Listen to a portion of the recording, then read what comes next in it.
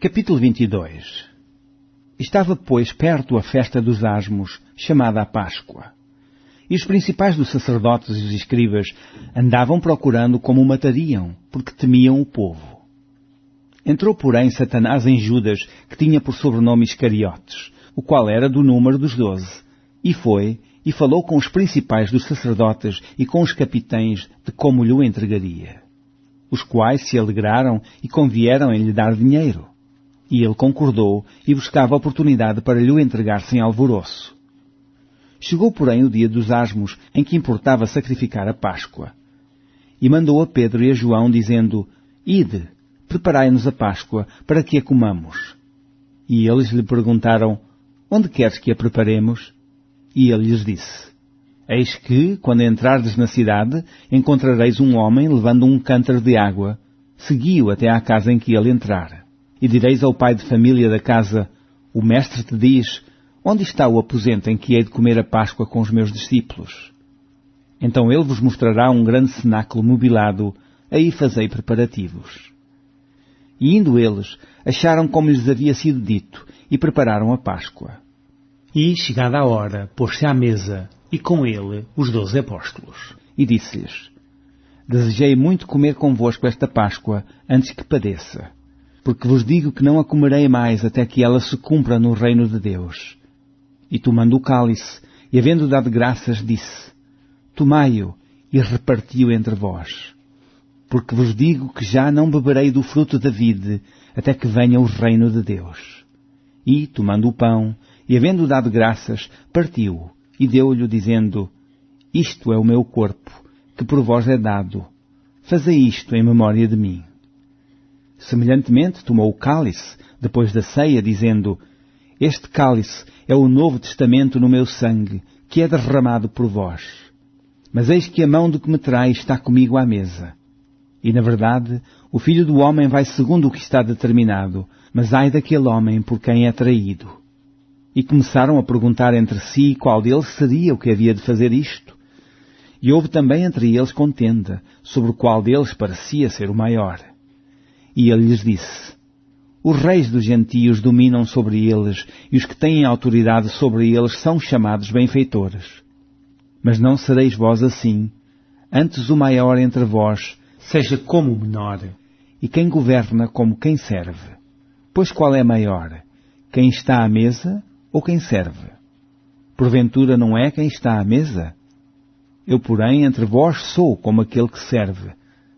E vós sois os que tendes permanecido comigo nas minhas tentações, e eu vos destino o reino, como o meu Pai me destinou, para que comais e bebais à minha mesa no meu reino, e vos assenteis sobre tronos, julgando as 12 tribos de Israel. Disse também o Senhor: Simão, Simão, eis que Satanás vos pediu para vos cirandar como trigo, mas eu roguei por ti, para que a tua fé não desfaleça, e tu, quando te converteres, confirma teus irmãos. E ele lhe disse: Senhor, estou pronto a ir contigo até à prisão e à morte. Mas ele disse: Digo-te, Pedro, que não cantará hoje o galo, antes que 3 vezes negues que me conheces. E disse-lhes: Quando vos mandei sem bolsa, alforje ou alparcas, faltou-vos porventura alguma coisa? Eles responderam: Nada. Disse-lhes, pois: Mas agora, aquele que tiver bolsa, tome-a, como também alforje. E o que não tem espada, venda o seu vestido e compre-a. Porquanto vos digo que importa que em mim se cumpra aquilo que está escrito. E com os malfeitores foi contado. Porque o que está escrito de mim terá cumprimento. E eles disseram: Senhor, eis aqui 2 espadas. E ele lhes disse: Basta. E saindo foi, como costumava, para o Monte das Oliveiras, e também os seus discípulos o seguiram. E quando chegou àquele lugar, disse-lhes: Orai, para que não entreis em tentação. E apartou-se deles cerca de 1 tiro de pedra, e pondo-se de joelhos, orava, dizendo: Pai, se queres, passa de mim este cálice. Todavia não se faça a minha vontade, mas a tua. E apareceu-lhe um anjo do céu, que o confortava. E, posto em agonia, orava mais intensamente, e o seu suor tornou-se em grandes gotas de sangue que corriam até ao chão. E, levantando-se da oração, veio para os seus discípulos e achou-os dormindo de tristeza. E disse-lhes: Por que estáis dormindo? Levantai-vos e orai, para que não entreis em tentação. E, estando ele ainda a falar, surgiu uma multidão. E um dos 12, que se chamava Judas, ia adiante dela, e chegou-se a Jesus para o beijar. E Jesus lhe disse: Judas, com um beijo traz o Filho do Homem? E, vendo os que estavam com ele o que ia suceder, disseram-lhe: Senhor, feriremos à espada? E um deles feriu o servo do sumo sacerdote e cortou-lhe a orelha direita. E respondendo Jesus disse: Deixai-os, basta.